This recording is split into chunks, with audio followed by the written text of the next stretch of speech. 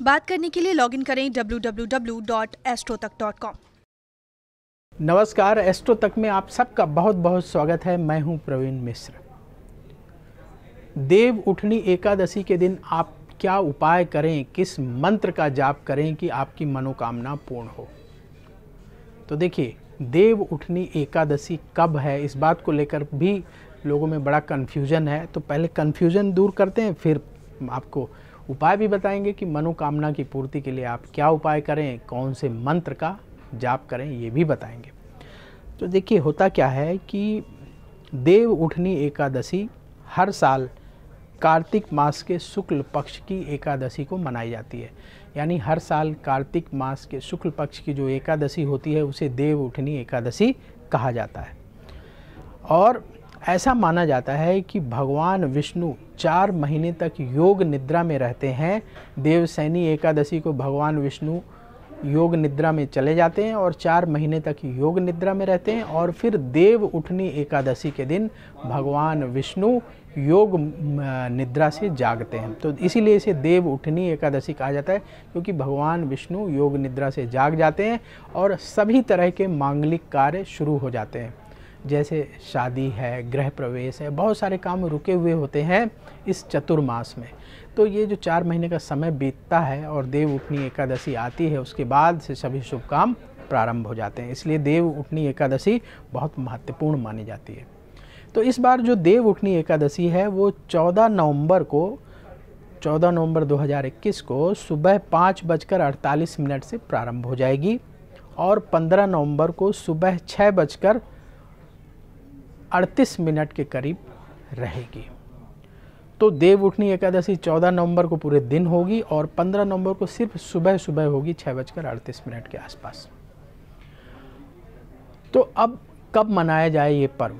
तो देखिए, देव उठनी एकादशी का पर्व आप 14 नवंबर को मना सकते हैं। व्रत 14 नवंबर को रख सकते हैं और व्रत का जो पारायण है वो 15 नवंबर को करना चाहिए। देव उठनी एकादशी के दिन जो भगवान विष्णु का पूजन करते हैं वो आपको 14 नवंबर के दिन करना चाहिए। कुछ जगहों में, कुछ इलाकों में जो हमारे पंचांग होते हैं उसमें 15 नवंबर भी लिखा हुआ है, लेकिन 14 नवंबर को पूजा करना ज़्यादा महत्वपूर्ण माना जाएगा। इसलिए क्योंकि 15 नवंबर को सुबह 6:38 के आसपास एकादशी तिथि समाप्त हो जाएगी, फिर द्वादशी तिथि प्रारंभ हो जाएगी। तो द्वादशी तिथि में जो है भगवान विष्णु का पूजन और तुलसी विवाह इत्यादि जो देव उठनी एकादशी के दिन किया जाता है वो भी कुछ इलाकों में किया जाएगा, लेकिन हमें जो लगता है वो 14 नवंबर ज़्यादा महत्वपूर्ण तिथि है। इस दिन आपको भगवान विष्णु का पूजन करना चाहिए और व्रत रखते हैं तो इस दिन व्रत रख लीजिए और इसके बाद उसका पारायण 15 नवंबर को सुबह आप कर सकते हैं। तो देव उठनी एकादशी के दिन आप ऐसा क्या करें जिससे कि आपकी मनोकामना पूर्ण हो। मनोकामना पूर्ति के लिए आपको भगवान विष्णु और माँ लक्ष्मी का पूजन करना चाहिए।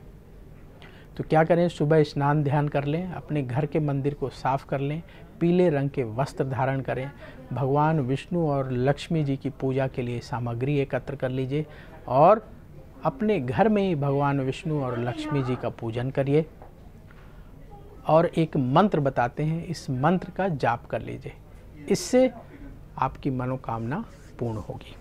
तो पूजा के बाद आरती अवश्य करनी है, भगवान विष्णु की आरती अवश्य करिएगा। आरती करने के बाद जो भी आपके मन में इच्छा है, जो भी मनोकामना है, उसकी पूर्ति के लिए भगवान विष्णु और माँ लक्ष्मी से निवेदन करिएगा।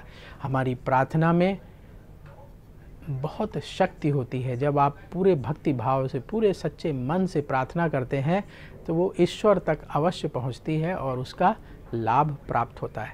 तो पहले पूजन करना है, फिर आरती करना है, फिर प्रणाम करके जो आपके मन में इच्छा है, मनोकामना है, उसका भगवान से निवेदन करना है।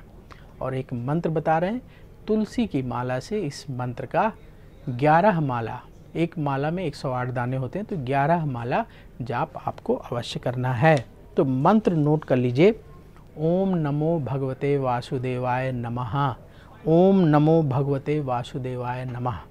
इस मंत्र का तुलसी की माला से 11 माला आपको वहीं बैठ कर के जाप करना है जहां आपने पूजन किया, और फिर भगवान को प्रणाम करना है बार बार भगवान विष्णु और माँ लक्ष्मी को उनसे निवेदन करना है कि वो आपकी इच्छा को पूर्ण करें। बस इतना सा उपाय कर लीजिए आप देव उठनी एकादशी के दिन।